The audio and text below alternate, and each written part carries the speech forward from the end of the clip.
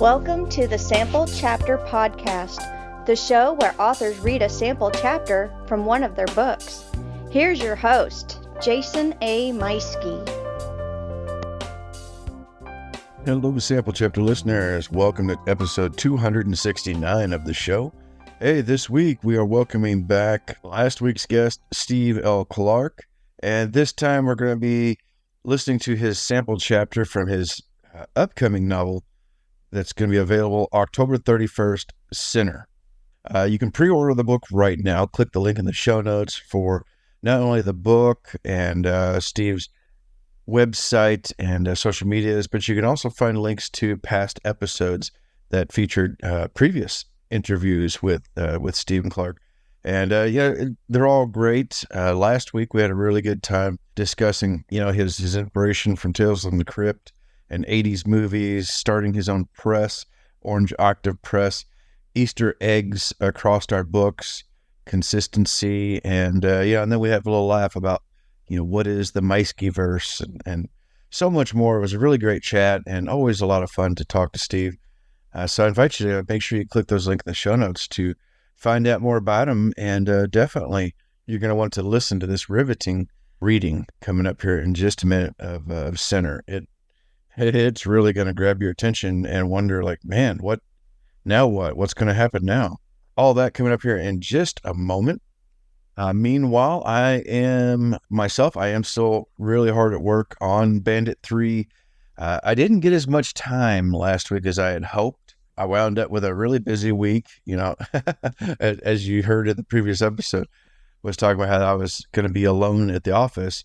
And while that's true, being alone also means you're handling everything. So first week, I got a whole lot of writing done. Second week, not as much. So, but I still, wrote in the cracks of time here and there throughout lunch breaks, or even just left for work early a couple of days just so I could try and fit in some time, writing time before work. But it's still coming along. Bandit 3 is trucking along all right. I still hope to be begin full-on edits here in the next couple of weeks. My plan right now actually is that I have an upcoming craft fair November 16th, so a little over a month away, and that will be the debut of the pre-order for it. I still plan to have Bandit 3 out before Christmas, right before Christmas, where you could order it and have it in time for Christmas, but that's the plan. And along with that, like I said, I'm going to have the pre-order available as what I'm hoping to before then. Watch my social media for the show or the author Jason A. Meiske sites for releases about that and information. And we'll get all that, get that out there soon. I do have the cover for Bandit 3 has come back, and it's pretty amazing. I'm so thrilled. Yeah, my artist is just so talented. And he really knows how to put together a heck of a cover. So can't wait to share that here real soon. Of course, all of you listening, you're going to get the heads up before anybody else. So make sure you are staying tuned. All right. Well, meanwhile, let's go ahead and hop on over to Steve L. Clark with a sample reading from Sinner.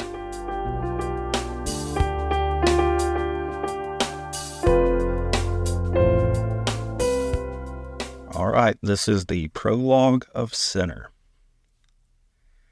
Icy wind lashed at her face as Emily Lancaster pushed open the heavy wooden door. The hinges squealed in protest, rusted and stiff from long stretches of time without use and exposure to the elements.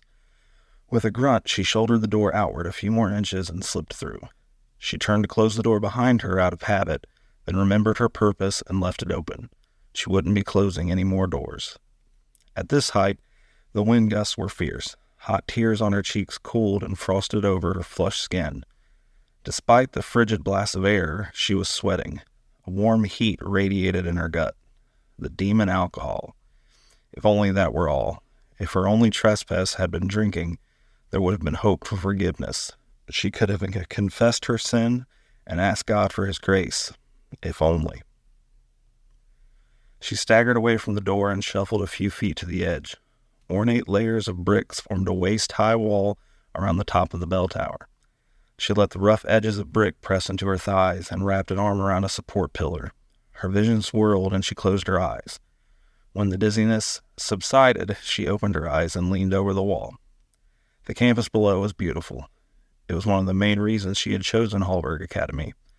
The perfectly manicured lawns and meticulously maintained red brick buildings represented a structured and respectable image. It spoke to her own desire for structure, the need to follow a designed path and live a righteous life. Her parents had been nervous about letting their daughter live on campus. They knew well the temptations of college life. Emily was a good Christian girl, and she had never given them reason to doubt her, but they still feared the wickedness of the world. Emily eventually convinced them in the end, and they gave their blessings.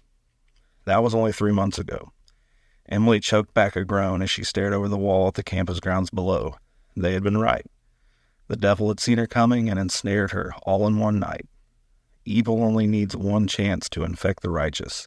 That was something her pastor back home used to say. Emily always thought he was dramatic, but now she knew the truth. She had been so naive, so arrogant in her assumptions. Evil really existed all around them, just waiting for a moment of vulnerability to pounce. Emily threw back her head and let out a desperate wail of despair. As if in response, the bell tower chimed to life, massive bells swaying back and forth to announce the turn of the hour. Emily clamped her hands over her ears and dropped to her knees. From the top of the tower, the bells were deafening. Her body shook with each vibration. After the 12th ring, the bells fell mercifully silent. Emily's head throbbed in pain. With great effort, she gripped the brick wall and pulled herself back to her feet. It was time to do what she'd come here to do. It was all by chance that she had found the door to the tower unlocked. She hadn't even been sure she could get inside, let alone all the way to the top. That she had found no resistance in her journey confirmed she was making the right decision. This is what God wanted her to do. This is what she deserved. She had thrown everything away in 4 hours. 4 hours ago, she was a young woman living a life of service in the Lord and spreading His teachings to others. She had been tempted several times before and not given in. Like Jesus in the desert, she had remained steadfast in her resolve. Until tonight. Tonight, despite all the teachings of her life and all the misgivings in her soul, she had opened herself to sin. And sin had climbed all the way in. After months of asking, Emily finally relented and agreed to go to a party with her roommate Tanya. It started with one drink and then another. This isn't so bad, she had thought.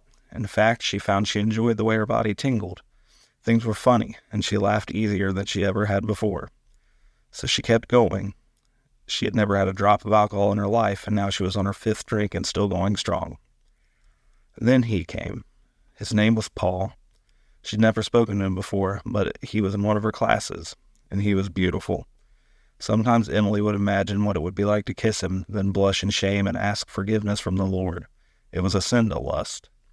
With her inhibitions buried behind a wall of drink, she had walked straight up to him, wrapped her hand around the back of his head, and planted her lips on his. He stiffened in surprise, then returned her kiss with fiery passion. In that moment, Emily's body ignited with feelings unlike anything she'd ever known. She realized she had spent her entire life in a state of existing rather than truly living. Before she could stop herself, she had asked Paul if he wanted to go somewhere private. When he suggested his dorm room, she had been only too eager. Tanya had tried to stop her, knowing her friend had gone too far, but Emily was oblivious. What followed was a whirlwind of passion Emily had only fantasized about in her weakest moments. When it was over, she lay in his arms. Like a tidal wave, the blissful ecstasy of their lovemaking crumbled as the reality of what she had just done flooded in. She had gasped and scrambled out of the bed. Paul watched in dazed confusion as she fumbled back into her clothes. He asked if he'd done something wrong, but Emily could not speak. Without a word, she fled from Paul's dorm room and ran down the hall toward the exit. A few boys watched her go, stepping aside to give her room. Emily couldn't force herself to meet their gazes. She knew what they were thinking. Whore. She'd become one of the most vile of sinners, a direct line from the grotesqueries of Sodom and Gomorrah. Emily knew what God had done to them, and there was no hope for her. Not now. Emily had wandered campus, not consciously aware of where she was going. Upon arriving at the bell tower, she realized God had been leading her all along. She stared up at the structure. There was no fear, only shame and pain. Pain in her heart for failing both her family and herself, but more importantly for failing her Creator. There was physical pain as well. Her loins throbbed and she knew she was bleeding. Only the beginning of the pain and torment that would be her punishment. There would be no redemption for her. My God is a vengeful God. Now she stood on the edge, both literally and spiritually. Her shoes stuck out over the wall. The top of her head narrowly missed bumping the frame of the tower.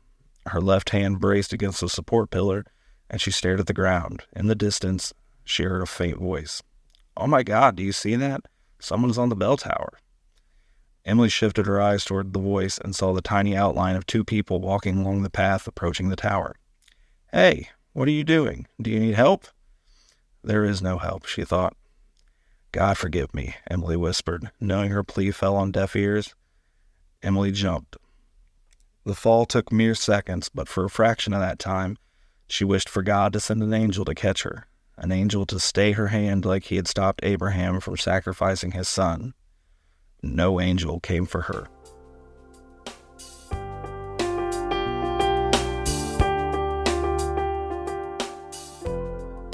And that was Steve L. Clark reading a sample chapter from his upcoming novel, Sinner. The book will be available October 31st, right on Halloween. Make sure you pre-order it right now so that you get your haunts on Halloween with Sinner.